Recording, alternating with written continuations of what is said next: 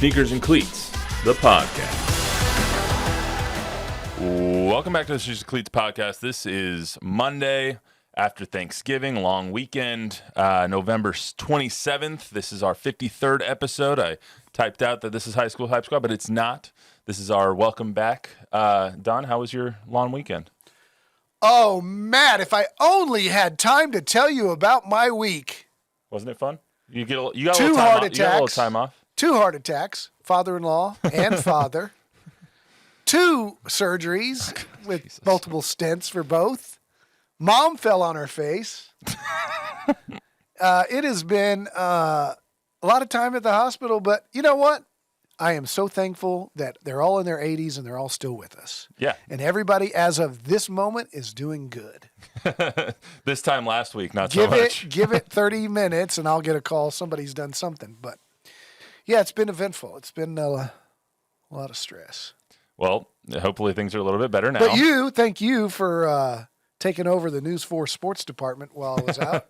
Yeah. And handling everything during the holidays. I appreciate it. Yeah, absolutely. It was a long week, but it was well worth it. We had a lot going on last week. Last Friday was one of the busiest days I've had in the sports industry in a really, really long time, with Texas and UTSA both playing on a Friday.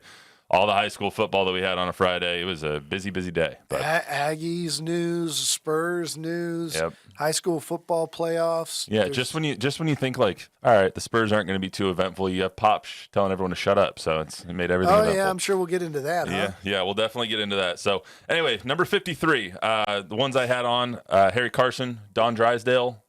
Good ones. Anybody else come to mind for 53? Oh, yes, Matthew. 2 great Spurs. I'll give you a little history lesson. That's why you're here. Mark Olberding, the Dinger, one of the Bruise brothers, played forward for the Spurs in the mid-'70s, late '70s, into the early '80s. Came into the NBA at the age of 19. Back in those days, it was unheard of. But he got a hardship out of University of Minnesota after his freshman year. Came into the ABA, which allowed hardships. The NBA did not. Played in the ABA and was one of the original protectors of George Gervin. He was a big, solid, 6'9", strong man, banged everybody around. Spurs traded him in 1982 to the Chicago Bulls for Artis Gilmore, who also wore 53. So they're both in Spurs history as number 53 because they were traded for each other, so Artis didn't have to change his number. Artis is in the Hall of Fame. So you don't see 53 much anymore. No. So it's a good thing stuff that I would never even think of now. Artis Gilmore, NBA Hall of Famer, wore 53 with the Bulls and with the Spurs. Well, there you go, a little history lesson for everybody. And with the Kentucky Colonels, where he won an ABA championship. Kentucky Colonels. So we got a lot going on. Texas A&M finally hired a head coach who might end up being the same as their old one, Mike Elko, who worked as a defensive coordinator for under Jimbo Fisher for, I believe, 4 years. They went 34-14 during that tenure. CJ Stroud and the Texans continuing to dazzle despite losing yesterday. CJ Stroud is phenomenal. The Cowboys played with their food on Thanksgiving, literally. The Roadrunners lost to Tulane, ending their season with a whimper instead of a splash. We'll get into that a little bit, as well as Coach Traylor's potential job prospects if he's staying going, whatever the case may be. But got to start with our Spurs insider here. Going to start with Popovich. So in case you didn't see it by now, 5 days ago, last Wednesday, during the Clippers game here, is the second game in 3 nights that the Clippers had been visiting the San Antonio Spurs. In the second quarter, Kawhi Leonard up shooting free throws. I think it doesn't matter if he made or missed the first one, but coming into his second free throw, the crowd is booing him relentlessly, as they have for the past 5 or 6 years. And sure enough, Coach Pop grabs the mic and says, "Excuse me, can we stop booing? It's classless. It's not who we are. Stop with the booing." And so it kind of caught everyone by surprise. I was sitting here watching the broadcast, and I turned around. I was like, "Is that Pop on the mic?" I turned around to look at the game for a second, and it just took everyone by surprise. And sure enough, on social after the game, he is getting obliterated by fans and pundits everywhere, saying that the fans paid money to come to the game. They pay your salary, they pay the players' salaries. Like, they should get to boo if they want to boo. Sure enough, after the game, he says, "You don't poke the bear."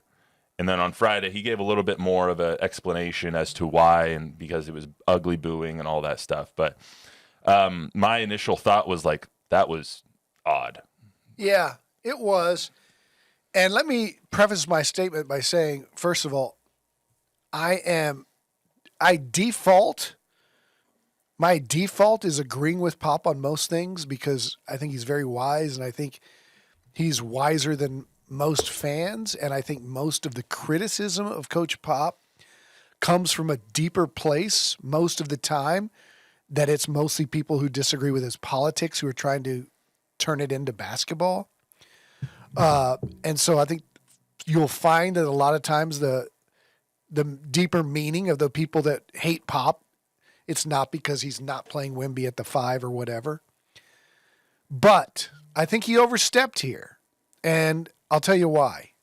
It is who we are. From the very first game I ever went to at the Hemisphere Arena, the Baseline Bums were known as the rowdiest fans in the ABA/NBA. They made signs. They threw things. And their job was to harass the other team as they came right out of their locker room. Their little perch was right above the visitors' locker room.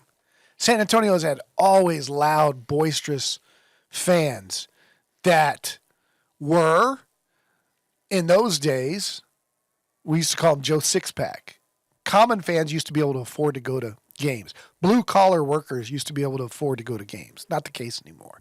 But San Antonio was that everyday Cleveland Brown, dog pound type of fan. Right. So it is who we are. We've always booed.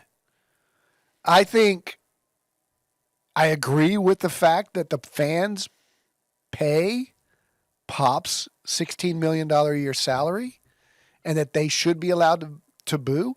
I think he's correct in that it's not necessarily classy.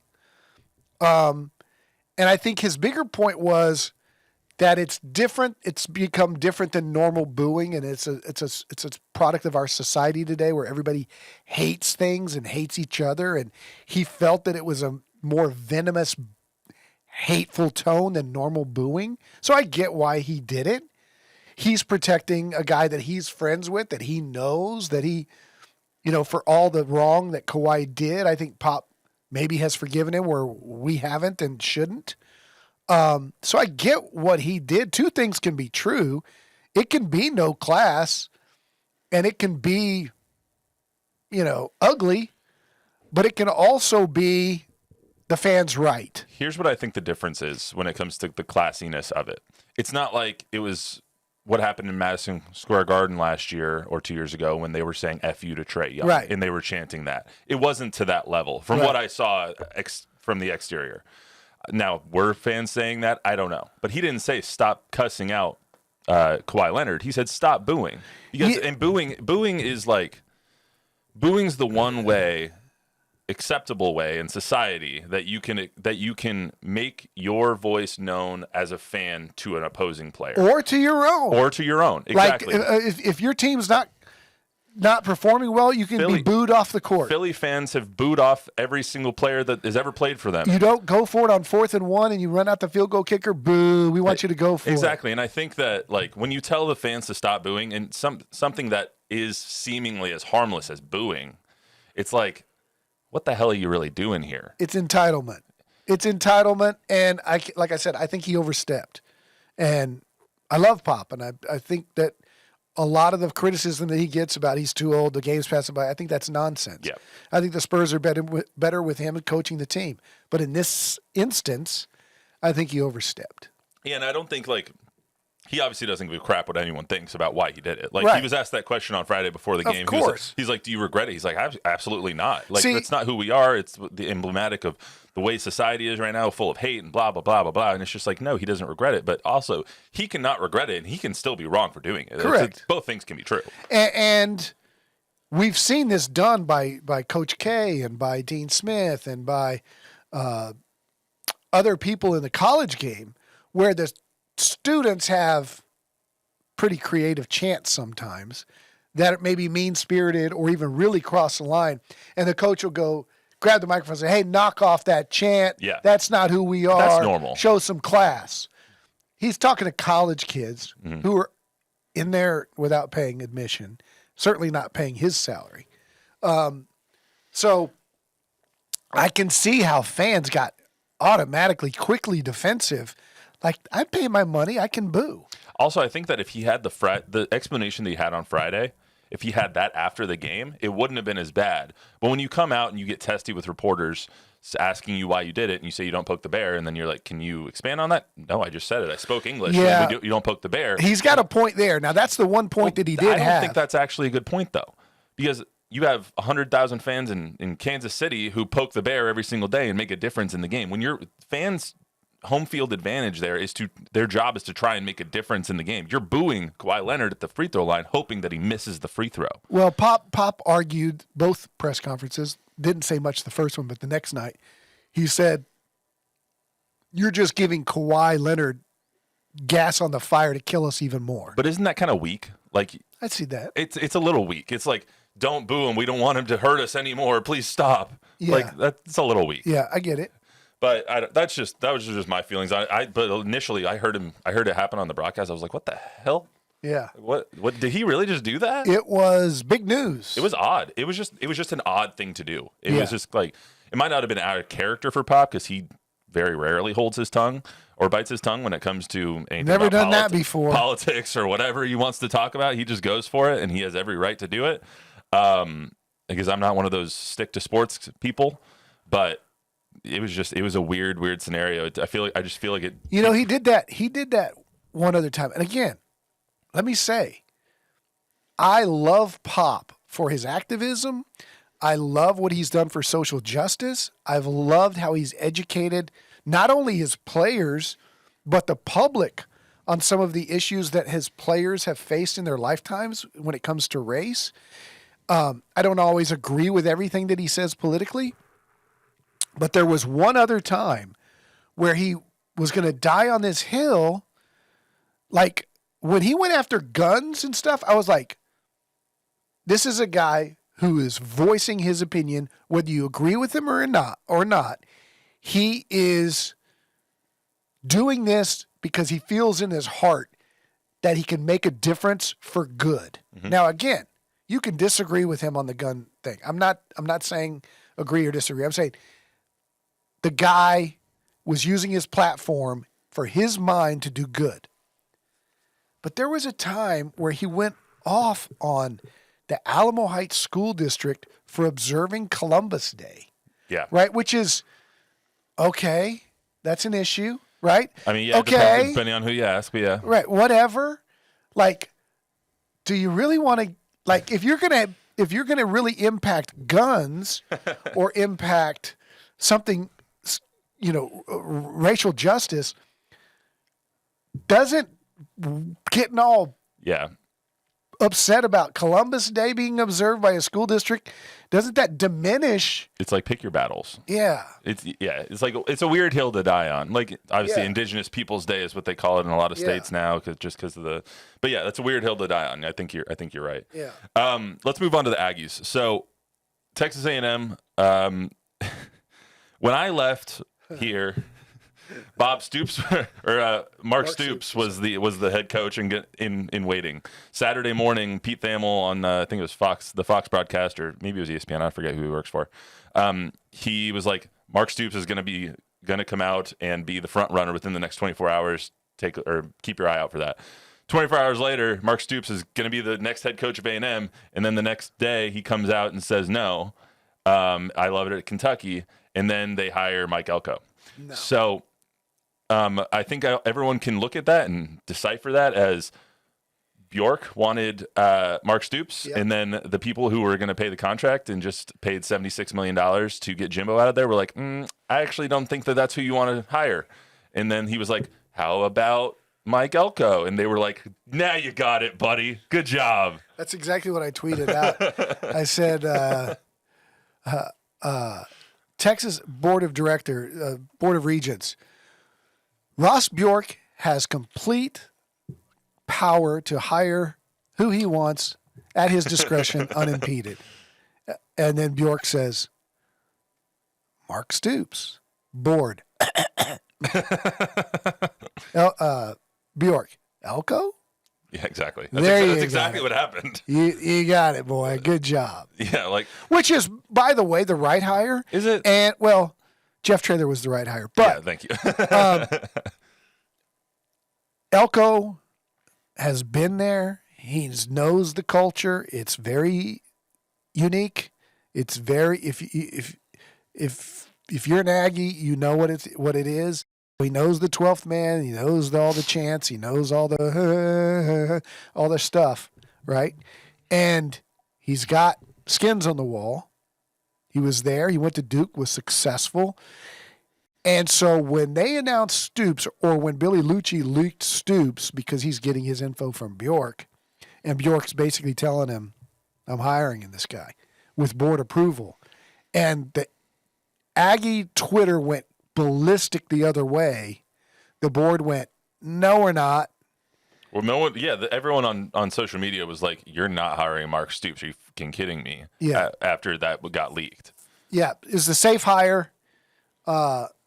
Stoops may have been great. I don't know. Traylor was going to be great, but it's the safe hire. See, here's the thing that I don't understand is when they fired Jimbo, who was there for 6 years, they didn't want the safe thing. They wanted to get away from Jimbo. They wanted to get away from his Jimbo-isms. They wanted to get away from that kind of they wanted to get away from his style, and then you go hire a disciple? Well, I don't know that he's a disciple. Well, he worked disciple there. might not be the right word, but you hire someone who worked with Jimbo for the first 4 years that he was there. Like, yes, he knows the system. Yes, he knows Aggieland. Yes, he knows all these things. He knows the chants, whatever. But he still worked with Jimbo, who you just couldn't get out of town fast enough, who you're still paying for the next 8 years. But what I've learned with college football is offensive coordinators, defensive coordinators, head coaches often work in silos without agreeing with each other at all.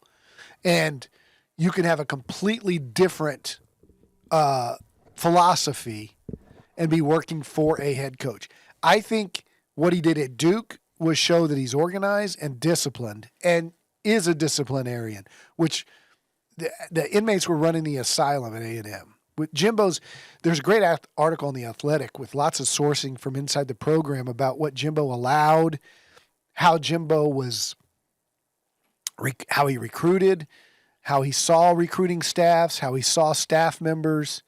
His ego was totally out of control. He was disconnected from a lot of different people. Elko seems to be more Traylor-like as far as the organizational skills to run the entire program. Not to mention a very good defensive mind. So he can be different than Jimbo. I don't think he was a Jimbo disciple. I don't know that he came up under Jimbo as a GA and had all the same philosophies with offense and all that. I think he just happened to be a hired gun to run the defense for a couple of years. But it seems like one of those hires where you're floating out all these huge names: Ryan Days, the Urban Meyers, the Kyle Whittinghams from Utah, like the Dan Lannings. But Elko was there from day one. His name was there from day one. Yeah, because of the connection through Jimbo. But I just don't understand the hire when you're trying to get away from the guy that you say was the status quo and you were stuck in neutral and all these things, and you hire someone that worked under him just 3 years ago. I know, but we don't know that in the interview, Elko go, when I was here, I loved Aggie land, I loved the Aggies, but I worked for this guy who was nuts. That's why I left. I went to do. He could have disagreed with a lot. I mean, he could have, but it just from the outside, it seems odd. It seems like a weird hire when you're trying to distance yourself from the Jimbo era right now, and you're trying to get out of neutral, and you're hiring a guy from Duke who went 9-4 last season, had a very disappointing season this year, and seems to be one of the neutral coaches. I don't know. I think the Aggies see it. He's one of us. That's why there was that outrage. Mark Stoops, he's not one of us. His brother's Bob Stoops from Oklahoma. He used to kick our butt. Yes, that's fair. But Mark Stoops was the right hire, in my opinion. I love Mark Stoops. He has done so much with that Kentucky program. Kentucky used to suck. Yeah. Kentucky used to be just a doormat for everybody. And look at him now. You know who A&M hired from Kentucky? Bear Bryant. I didn't know that. You didn't know that? As you eat your pretzels. You love those lunchtime. Dots pretzels. Love Dots pretzels. Anyway, all right, let's get to UTSA. So UTSA lost to Tulane. I put on here, one of their ugliest games I've seen from them in a really long time. They couldn't get out of their own way. They come out second play of the game, I think, was a tipped interception. Seen that before. Yep. Second drive of the game, another interception. This one not Frank's fault, or this one was Frank's fault. The first one not Frank's fault. Third possession of the game, they go down and score, and you're like, okay, they got some momentum going. They take the lead, I think, 10-7, and then it all just went to crap. Well, they turn the ball over 5 times in a game. You can't beat anybody in a game, or turn the ball over 5 times, let alone Tulane, who's the 23rd best team in the country. I watched the entire game, and my takeaway was, wow, UTSA really is for real. Like they belong. They completely gave this game away. We're still competitive despite all these turnovers in the red zone. Had 1 or 2 things gone right for them. What I mean is their athletes matched up physically with Tulane's athletes. Yes, I came away from that as well. I think I tweeted it out right after the game. I will continue to my dying day forever say that I think that UTSA is a better team than Tulane is. Had they played their best game, had they played even their middle game, had they played a B, had they not played their game. worst game, they would have been in that game all the way. They still were. Yeah, they still were. They had every single opportunity to win that game. And there everyone was fumbles inside the red zone. Yeah. You get a 36-yard run from Quavorian Barnes, and then Robert Henry comes back for a double pass, runs it up the middle to the 10-yard line, and sure enough, Robert Henry fumbles, and you're just like, what the hell else can go wrong? What was Oscar doing on that fourth Oh, my God. down? Well, hey, Mr. Tight End. Yeah, go throw it. Into triple coverage. Was it like 4th and 4? But here's the thing. A fake punt. You're giving it to Oscar Cardenas? I was going, man, in my head, I was going, this is a great spot on the field and a great time to fake here. But I was thinking they'd snap it to the up back and run it straight ahead. Not to Oscar.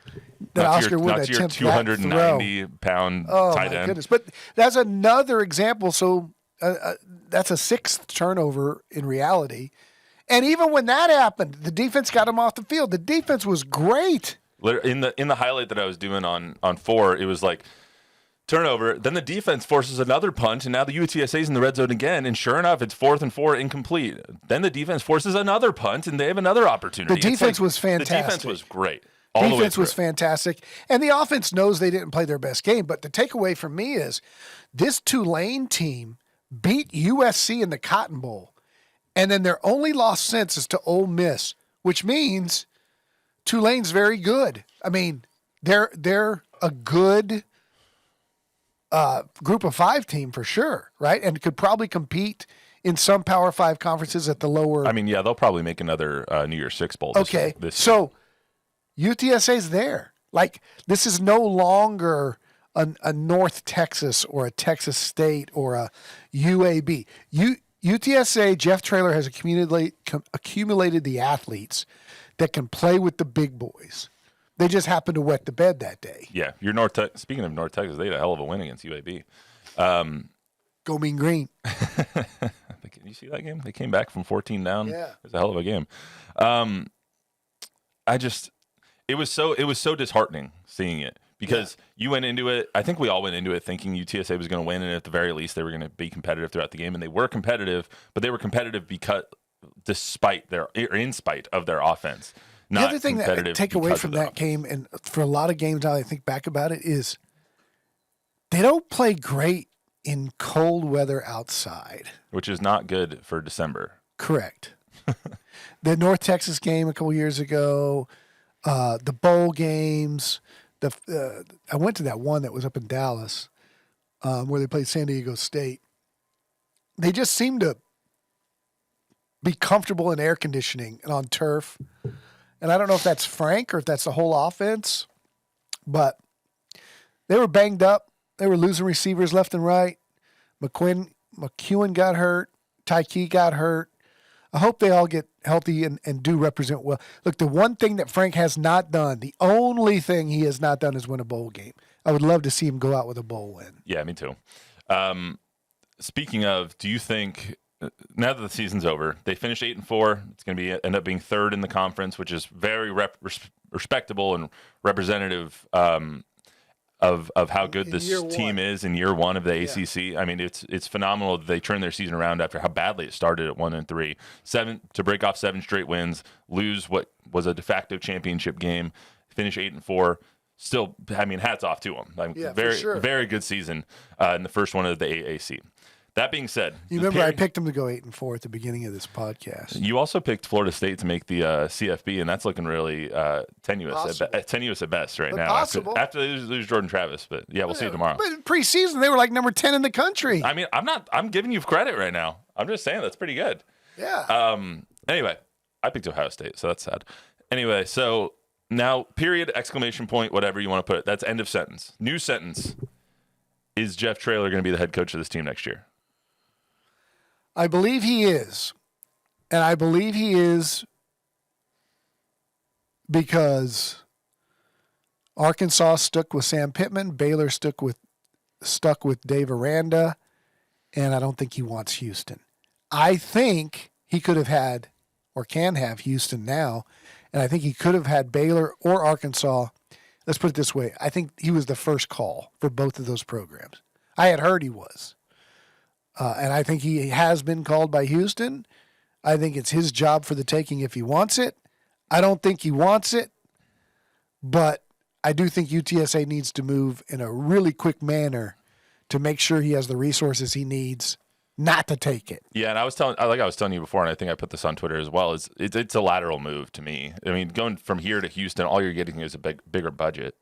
Like, football-wise. Well, I mean, you're moving to a Power 5. You're in the Big 12, yes, but you're literally like the scrap heap of whatever the Big 12 is left. You know what I mean? You're now without Texas. You're without Oklahoma. I mean, you still ASU's going to be there, so they're obviously a great. One source told me that not being a Power 5 coach is what cost him not getting A&M, and that big-time programs like A&M and Texas and whoever would want to see somebody succeed at the Power 5 level. Not always. You know, Kansas State and Kansas both hired Leipold and Kleinman from smaller programs. But he might need a Power 5 job, a Baylor job, a Houston job before he could ever get the A&M type job. I think there's a difference though between Baylor and Houston. You know what I mean? Like if he stayed at UTSA this year and Dave Aranda has a bad year again and Baylor comes open, I would see him taking the Baylor job over taking a Houston job because just the pedigree is higher, the budget there is even more than it is at Houston. You kind of have everything. I don't know though, Baylor. but Tillman Fertitta is like, Phil Knight at Oregon. I mean, he funds everything in Houston. And he's done a great job funding the basketball program. He gives them anything they want, new arenas, whatever. It only takes one billionaire with deep pockets to make your program really good, especially in this day and age of NIL. That's true. We need one here in San Antonio. Yeah. For the record, I think he'll be back next year. I do too. I think that there's that, especially after the way if they beat Tulane, I think that he was gone, as good as gone. But I think now that they lost Tulane, he has unfinished business that he wants to take care of next year. And I think that he might want to, that he cares enough about the program, he cares enough about the kids in the program, that he would want to come back and make sure that like the post-Frank era is going to be okay. Look, he loves it here. His wife loves it here.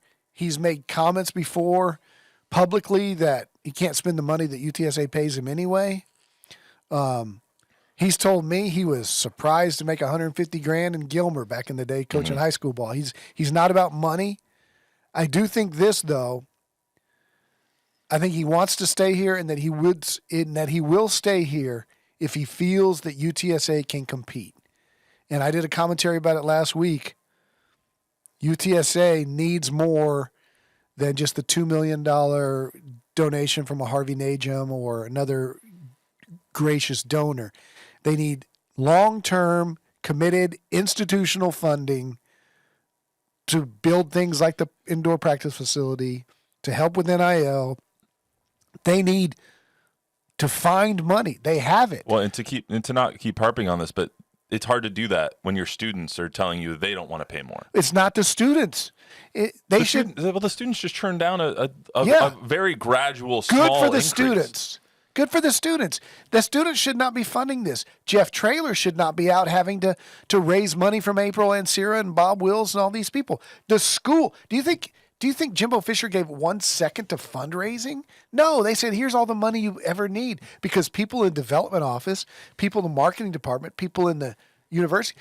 I read something. I got an email, spam mail from the president's office at UTSA saying we got $350 million committed to this downtown project, $700 million part of a greater thing. Okay, Bill, that's $1 billion. You can't give 10 more million a year to football? Yeah, I guess that's fair. And okay, if it doesn't make financial sense, look, I'm not a genius. I don't know I'm not telling UTSA how to spend their money, but just don't tell me that the football's the front porch of the university if you're going to make it the doormat. If it's the front porch, then put your money where your mouth is. Give them a deck. Get a roof on that porch. Do something. Let's get to. We are only going to have time for Cowboys or CJ Stroud. Which one do you want to do? Cowboys. All right, it's Cowboys. So just my CJ Stroud take. He's a top 10 quarterback in the NFL right now. I agree. That's real quick. Cowboys are the best team in the AFC or the NFC. Excuse me. True or false? False. The Eagles are, and they showed it to me the other day when last night when they beat the Bills. Bills. That was impressive. They got a clutch gene that the Cowboys don't have, That's fair. or that they haven't shown yet. Okay. Are the Niners not better than them? Yeah, Niners are better than the Cowboys. Are the Niners better than the Eagles? We'll see this weekend, but Sure. I don't care. Those two are ahead of Dallas. so false. The Cowboys are not the best team in the NFC. Are the Cowboys a top 3 team in the NFC? Are they better? Sure. Are they better than the Lions? Equal. Okay. Did they show you enough? They haven't. Okay. Here's They the question. feast on the weak. Yeah, that's what I was gonna say. Like, they literally ate turkey legs during the game on Thursday. Like, that was all good and fun, but Have they beaten a team all year with a winning record? I don't think so. I don't think so. Give me 10 seconds. I'll look up their schedule. But I really don't think they have. I don't think they've beaten a team with a winning record. What did you think of the game on Thursday? I mean, it was kind of close there. Fun. It was close there for a little while, and then the onslaught of the Cowboys just always seems to happen. Dude, in my one takeaway quarter. is always going to be Deron Bland. That is just that kid awesome. is phenomenal. Awesome. Fun to watch. But yeah, it wasn't impressive because every team they beat seems to be like in disarray. Like fighting on the sidelines, wanting to fire their coach. They did fire their coach. They fired Jack Del Rio, right, after the game? Yeah, the defensive coordinator. Yeah, they fired him. They fired the defensive backs coach. They fired a lot of people. Yeah. They have beat this season. The Giants suck. They beat the Jets. They lost to the Cardinals. They beat the Patriots. Got their asses kicked by the Cowboys. Wait. The Patriots have a losing record. Yes. Okay. They have beat nobody with a winning record. They have beat in this season the Commanders, the Panthers, who are the worst team in the NFL, the Giants, who are probably close, the Rams, who are they're okay. Are they 500? They are almost 500. They're not 500 yet. I think they're 5-11 or 5-6. Excuse me. They've beat the Chargers, who suck. They've beat the Patriots, who suck. They beat the Jets, who suck, and they beat the Giants, who suck. And they've lost to the Eagles. And they lost to the Eagles, the Niners, and the Cardinals. Who suck. And The Cardinals. They're a little better now. Well, Kyler, let's be fair to they- the Cowboys, though. They're only beating the teams that are in front They're of them. beating the teams in front of them. But when you see, because I agree with you, I think that the Eagles or the Niners, you can flip a coin for me. I don't care. One of those two teams is the best in the NFC, and we're going to find out who it is. But actually, the Niners are 2.5-point favorites in Philly this weekend, which is kind of interesting. That'll be fun. That would be a really fun game. I think that's a Sunday afternoon game. But anyway, so Can they flex those yet? they can. They didn't this weekend though. I ought to flex that to Sunday night. Yeah, they should have. You guys would have had a great tempo for that. The difference that I see between the Cowboys and the Eagles is the Eagles' last few games have been win against the Bills, win against the Cowboys a few weeks ago, and then last week beat the Chiefs. They've been down at halftime 4 straight weeks and have just found ways to win. And we said 3 weeks ago, well, look out, the Eagles are getting ready to lose because their schedule's getting really tough. 3-0. Yeah. 3-0 last 3 weeks. Now they got the Niners, then they got the Cowboys, and then their schedule's a cakewalk. So either way, they come across with 2 losses. They're going to be tied with the Cowboys.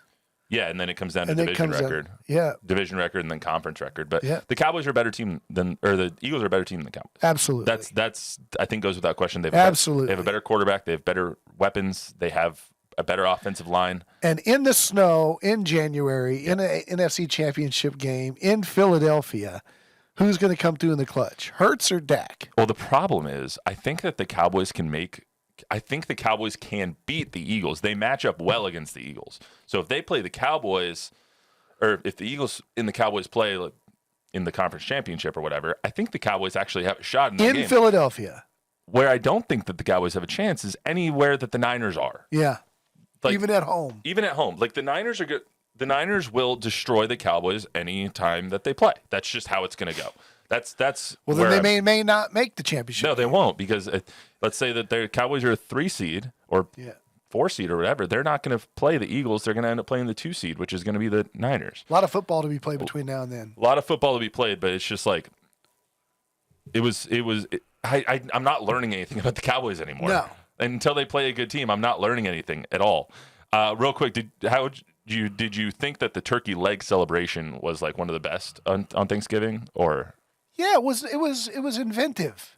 I worried about salmonella. That turkey leg had been in there for a long time. No, it hadn't been in there that long. Really? Yeah, apparently Dak said that they had someone put it in there like late third quarter. Okay. So out of the refrigerator. Yeah. Okay. Because apparently Jack went in there. Our photog Jack looked in the kettle before the game, and it wasn't in there. Okay. It was wrapped in foil, which was nice. Yeah, maybe it was heated up.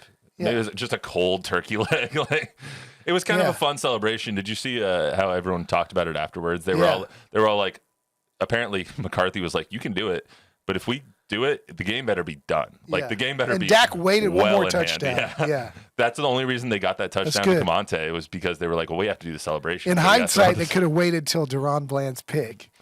Yeah, we're a little over on time already, but let's just spend 2 minutes real quick. Deron Bland.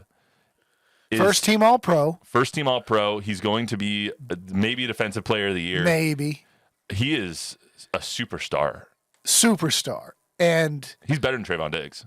I agree because he doesn't just show up for the pick sixes. He that's like third time he was targeted all day. Yeah, they stay away from him. He's unbelievable. He is a 5th round pick who was playing in the shadow of Trayvon Diggs and Stephon Gilmore and just the slot guy at the beginning of the season. Trayvon Diggs goes down, and then Deron Bland, they haven't missed a beat. When he picked it off and started his run back, I'm going to myself, he's got to score. He's got to score. He's got to get in. He can't get tackled. And as I looked, I was like, nah, there's no way. Like there's 3 guys down there. He's going to get tackled. He willed himself in with a couple of cutbacks. Yeah, after the game when Zach was getting the sound from Deron, he was like, I had to prove it to all my teammates that I could do it, like breaking some tackles, because all of my other ones are too easy. He broke some tackles. And he had a nice little setup where he slowed down and stuttered, and that threw the quarterback off a little bit, and then cut back on him, and then it's a quick cut back on the 2 guys. Yeah. How good of a call was that from Jim Nantz, too? It was a great call by Jim Nantz, but here's the thing that bothered me, right? As a broadcaster, Nantz called it perfect. And then there should have been a layout for crowd noise. And Romo had to jump in with, "And what a call by you, Jim!" I hate Tony sometimes. He just needed to be quiet. Yeah, Tony doesn't do that often. He always needs to interject. So what I was going to do is, Nantz though. Nantz's call, like until like he crossed the goal line, from the time he intercepted it to the time he crossed the goal line, was phenomenal. This is historic. Yep. This is the record if he does it. He's got to get there. And then if you edit it and just put crowd noise after he's done and cut Tony out, and then compare the 2 calls, it would have been so great if they just laid out. Because they also needed to go to, because I don't think they did it, they went to a close-up shot of Deron Bland celebrating in the end zone. I love when they're doing NBA games and someone hits a huge 3 and Mike Breen says bang, and they do the zoom out to see the entire arena just chanting, going wild. I love when like something huge happens and they do that zoom out. I wish that they did that with the Cowboys game. It's like as soon as he crosses the goal line, do the zoom out, see everybody going crazy on the sidelines and stuff. If you go back and look at, we'll just take Game 6 for example, and it's Mookie Wilson, and there's a slow roller up the line. It gets through Buckner. What was his name? Third baseman.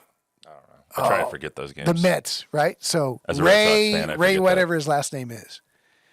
Ray is going to score and the Mets win it. And then for a full 45 seconds, nothing. Well, that's what happened with the Kirk Gibson one, but too. crowd noise. The Kirk Gibson call in 87. Then that's Vin, too. Yeah, that was Vin.